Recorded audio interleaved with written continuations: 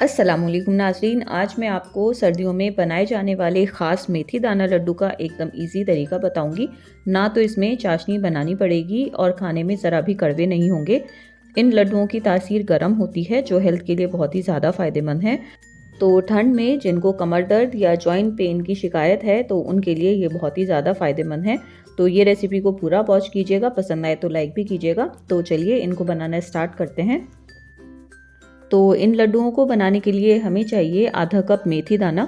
बिल्कुल low flame करके इसको आपने रोस्ट कर लेना है, जलाना इनको बिल्कुल भी नहीं है।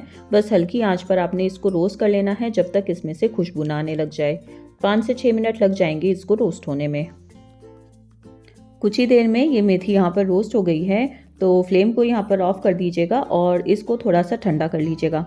जब ये मेथी ठंडी हो जाए तब इसको आपने मिक्सी के जार में डालकर बारीक सा इसको पीस लेना है। एकदम महीन पाउडर बना लेंगे इसका इस तरीके से। अब इसके बाद कोई भी आप बोल ले लीजिएगा और उसके अंदर ये जो पाउडर की हुई मेथी है इसको छान लेंगे। तो छलनी में इसको अच्छे से छान लीजिएगा, जितना भी पाउडर होगा वो नीचे छन जाएगा। तो बेसिकली मेथी का पाउडर चाहिए हमें इन लड्डुओं को तैयार करने के लिए। तो इस तरीके से आपने इन सब मेथी को छान लेना है। छानने के बाद आप यहाँ देखिएगा काफ़ी ये मेथी का मोटा मोटा चूरा बच जाएगा। तो इसको आपने वापस से ग्राइंडर जार में डालकर दोबारा से चलाकर बारीक पीस लेना है। फिर अगेन इसको आपने छलनी में डालकर छान लेना है। छानने के बाद अब ये देखें यहाँ पर बहुत ही थोड़ा सा ये चूरा बचा हुआ है, इसको आपने डिस्कार्ड कर देना है। तो यहाँ पर आप देखें मेथी का पाउडर बनकर तैयार है। अब इस पाउडर को हमें सोक करके रखना है। तो आपने क्या करना है, नीम गर्म दूध लेना है और इसमें थोड़ा थोड़ा करके दूध शामिल करते रहना है और मिक्स करते जाना है। दूध में जब आप मेथी पाउडर को सोक करके रखेंगे तो मेथी के लड्डू ज़रा भी कड़वे नहीं होंगे। तो इस तरीके से आप भी ट्राई करके देखिएगा जैसे मैं आपको बता रही हूँ। एक बात का आपने इसमें ध्यान रखना है, तो इसके अंदर जो आप दूध डालें वो फ्रिज का दूध नहीं लेना है, नीम गर्म सा दूध इसके अंदर डालना है। तो आपने इसको इस तरीके से मिक्स करते जाना है और थोड़ा थोड़ा दूध ऐड करते रहना है। इसमें मैं आपको बताऊंगी कि पूरा मिक्स करने में कितना दूध लगा। तो आपने इसका एक बढ़िया सा पेस्ट बना लेना है जिसमें लम्स नहीं होने चाहिए। इस पूरे मिक्सचर को तैयार होने में 1 कप से ज़्यादा दूध लग गया है। जब इतना हो जाए तो आपने इसको ढककर ओवरनाइट रेस्ट के लिए छोड़ देना है। रात में आप इतना तैयार करके रख लीजिएगा और अगले दिन इसके लड्डू तैयार कर लेंगे तो काम भी इजी हो जाएगा। तो अगले दिन मैं आपको यहाँ दिखा रही हूँ। तो आप यहाँ देखें ये मेथी का पेस्ट इस तरीके से हार्ड सा हो जाएगा। तो आपने इसको थोड़ा सा हाथों से इस तरीके से क्रम्बल कर लेना है, नहीं तो आप इस तरीके से हाथों से मिक्स भी कर सकते हैं ताकि भूनने में आसानी हो जाए। तो इसको इस तरीके से क्रम्बल करके अलग रख लीजिएगा, इसका यूज़ हमें बाद में करना है। अब सबसे पहले देख लेते हैं हमें किन चीज़ों की ज़रूरत है इसके लिए। तो आधा कप मैंने यहाँ बादाम लिए हैं, 1/4 कप काजू हैं, गेहूं का आटा पूरा 1 कप भरकर लिया है, नारियल के पीसेस हैं जो कि आधा कप हैं, और यहाँ पर 1/4 कप मैंने यहाँ गोंद लिया है जो पंजीरी बनाने में यूज़ होता है। जॉइंट्स पेन वगैरह के लिए ये बहुत ज़्यादा फ़ायदेमंद है। और साथ ही इसमें 1 कप भरकर देसी घी चाहिए, इसको मैंने मेल्ट करके लिया हुआ है और थोड़ा थोड़ा करके पूरी रेसिपी में इसको यूज़ करेंगे। अब इसके बाद गुड़ को देख लेते हैं। तो ये गुड़ यहाँ पर 300 ग्राम है। अच्छी क्वालिटी का यहाँ पर गुड़ ले लीजिएगा। वैसे गुड़ अपने टेस्ट के अकॉर्डिंग ले सकते हैं, जितना भी मीठा आप पसंद करते हैं। तो सबसे पहले आप गुड़ को इस तरीके से नाइफ से बारीक बारीक क्रश कर लीजिएगा, नहीं तो आप कद्दूकस से भी इस तरीके से क्रश कर सकते हैं, ये इजीली हो जाता है। तो इस तरीके से इसको क्रश करके रख लीजिएगा एक साइड में। अब इसके बाद क्या करना है, एक मिक्सी के जार में आपने यहाँ नारियल लेना है और इसको इस तरीके से ग्राइंड करके चूरा बना लेना है। आप चाहें तो डेसिकेटेड कोकोनट भी ले सकते हैं इसके बदले, लेकिन इस नारियल को क्रश करके लेंगे तो टेस्ट और अच्छा आएगा। तो इस तरीके से जब ये चूरा बन जाए तो इसको आपने एक साइड रख लेना है। अब इसके आगे की प्रोसेस में एक कढ़ाई में डालेंगे 2 टेबल स्पून देसी घी। अब एक एक करके इसके अंदर सब चीज़ें फ्राई होंगी। तो सबसे पहले यहाँ मैं गोंद डाल रही हूँ। तो इसको आपने लो फ्लेम पर भूनना है जब तक ये खिला खिला सा ना हो जाए। जैसे जैसे ये फ्राई होगा तो ये इस तरीके से देखें फूलने लगेगा। तो कुछ ही देर में ये फ्राई हो जाता है, बहुत ज़्यादा देर नहीं लगती इसको। तो इन सबको एक अलग बर्तन में निकाल कर अलग रख लीजिएगा। अब इसके बाद जो ये देसी घी बचा हुआ है इसी के अंदर मैं यहाँ डाल दूँगी बादाम। तो साथ ही इसके अंदर काजू भी ऐड कर दीजिएगा। तो इन दोनों चीज़ों को आपने लो फ्लेम पर फ्राई कर लेना है बहुत ज़्यादा फ्राई नहीं करना है, बस काजू पर जब हल्का हल्का सा कलर आने लग जाए तब तक इसको फ्राई करेंगे। जब ये रोस्ट हो जाएंगे तब आपने इसको अलग बर्तन में निकाल कर अलग रख लेना है। अब उसी कढ़ाई में मैं यहाँ 3 टेबलस्पून देसी घी और ऐड कर रही हूँ। तो इसमें अब जो हमने मेथी क्रम्बल करके रखी हुई थी इसको आपने डालकर भूनना है। तो इसको भुनने में थोड़ा टाइम लगेगा, तो आपने जल्दबाजी यहाँ बिल्कुल भी नहीं करनी और हल्की आंच पर इसको भूनते जाना है। अभी ये थोड़ा चिपका चिपका सा मिक्सचर है, जब ये भुनेगा तो ये मॉइस्चर इसका ख़त्म होगा, तो ये जो मेथी का मिक्सचर है ये खिला खिला सा हो जाएगा।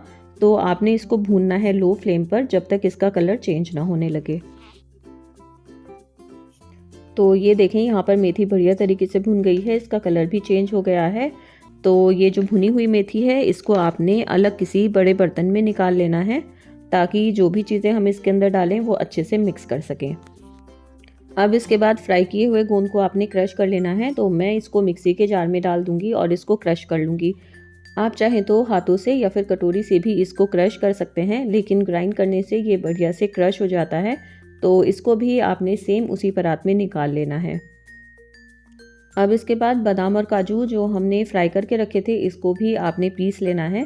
तो इसको यहाँ पर बारीक मत पीसेगा, इसको हल्का सा दरदरा रखना है। थोड़ा सा क्रंच रहेगा ड्राई फ्रूट्स का तो अच्छे लगेंगे ये लड्डू। तो इसको भी आपने सेम उसी परात में ट्रांसफ़र कर लेना है। बाकी जो ज़्यादा मोटे पीसेस हैं बादाम के तो उसको आपने इस तरीके से चाकू से कट कर लेने हैं।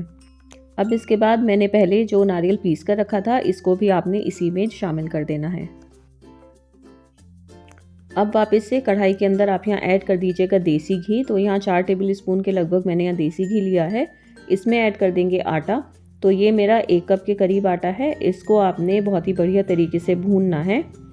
आटा जो है वो घी सोक करता है, तो इस पॉइंट पर घी थोड़ा ज़्यादा ही लगेगा। तो इसको आपने यहाँ पर भूनना है लो फ्लेम पर। जैसे जैसे ज़रूरत लगेगी उसी हिसाब से आपने घी ऐड करना है इसके अंदर। तो इस आटे को यहाँ पर आपने बढ़िया तरीके से भूनना है। पूरी रेसिपी में टोटल 1 कप घी यूज़ हो ही गया है, तो सब चीज़ें यहाँ पर बढ़िया तरीके से भुन जाती हैं 1 कप घी के अंदर। इस पॉइंट पर आपने बिल्कुल भी जल्दबाजी नहीं करनी है, आराम से इसको भूनना है। थोड़ा टाइम लगेगा इसको भूनने में। तो जैसे जैसे आटा भुनेगा तो आटे में से बढ़िया सी खुशबू आने लगेगी। तो इसकी कंसिस्टेंसी आप यहाँ देख ही रहे हैं, इस तरीके से आपने इसको बहुत ही बढ़िया तरीके से भून लेना है। तो जब ये आटा यहाँ पर अच्छे से भुन जाए तब आपने इसको उसी परात में ट्रांसफ़र कर लेना है जिसमें सब चीज़ें हम शामिल कर रहे हैं। तो इसके अंदर यहाँ पर ज़रूरी नहीं है कि आप गेहूं का आटा ही लें, आप चाहें तो यहाँ पर बाजरे के आटे का भी यूज़ कर सकते हैं, उससे भी लड्डू बहुत ही ज़्यादा टेस्टी बनते हैं। अब इसके अंदर कुछ चीज़ें और शामिल करनी हैं। तो इसमें जाएगा 1 छोटा टीस्पून काली मिर्च का पाउडर और 1 टीस्पून यहाँ पर हरी इलायची का पाउडर डाल दीजिएगा। किशमिश को मैं यहाँ ऐसे ही ऐड कर रही हूँ, तो 1/4 कप के करीब किशमिश ऐड कर दीजिएगा। अब इसके बाद सिंपल आपने जो क्रश किया हुआ गुड़ हमने रखा हुआ था इसको आपने इसी परात में ट्रांसफ़र कर लेना है। कोई इस गुड़ की हमें चाशनी नहीं बनानी है, सीधा गुड़ को इसमें ट्रांसफ़र कीजिए और बढ़िया तरीके से इसको मिक्स कर लीजिए। थोड़ी देर इसको चम्मच से मिक्स करेंगे, फिर इसके बाद इसको आपने हाथों से बढ़िया तरीके से मिक्स कर लेना है, ताकि जो ड्राई फ्रूट्स, गुड़, आटा वगैरह है सब बढ़िया तरीके से मिक्स हो जाए। यहाँ पर लड्डू बनाने के लिए आप कोई भी मेजरमेंट वाला स्पून ले सकते हैं, जिससे कि सारे लड्डू एक ही साइज़ के बनेंगे। इस रेसिपी को बनाने में आपने बहुत ज़्यादा ड्राई फ्रूट्स का यूज़ नहीं करना है, नहीं तो मेथी का जो टेस्ट है वो थोड़ा दब जाएगा। ये मेथी के लड्डू सच में खाने में बहुत ज़्यादा टेस्टी होते हैं, ज़रा भी आपको कड़वे या कसैले नहीं लगने वाले। तो इसके अनगिनत फ़ायदे भी हैं। शुगर कंट्रोल में मदद करता है, जॉइंट्स और बॉडी पेन में भी फ़ायदा होता है, इम्यूनिटी बढ़ाता है और वुमेंस के लिए तो ये ख़ास तौर पर फ़ायदेमंद है। हार्मोन इम्बैलेंस में भी बहुत मदद करता है। इसमें आयरन, कैल्शियम, मैग्नीशियम सब बहुत ही अच्छी क्वांटिटी में है। ये लड्डू हमारी बॉडी को गर्म भी रखता है। विंटर्स हैं तो इस रेसिपी को आपने ज़रूर ट्राई करना है। घर पर अगर आपके छोटे बच्चे, बुज़ुर्ग हैं तो आपने रोज़ एक लड्डू उनको देना है, बहुत ही ज़्यादा फ़ायदे करते हैं ये। तो ये देखें सारे लड्डू मैंने इसी तरीके से बनाकर तैयार कर लिए हैं। खाने में एकदम सॉफ्ट हैं, ज़रा भी हार्ड नहीं है। मैं आपको एक लड्डू तोड़कर दिखाती हूँ। देखें ये कितने सॉफ्ट बनकर तैयार हुए हैं, हर कोई इसको खा सकता है। रोज़ाना एक लड्डू ज़रूर दें, अपने बच्चों को खिलाएं सर्दी के मौसम में। तो ये लड्डू की रेसिपी आपको कैसी लगी कमेंट सेक्शन में बताना और अगर आप मेरे चैनल पर नए हैं तो मेरे चैनल को सब्सक्राइब करना। अल्लाह हाफ़िज़।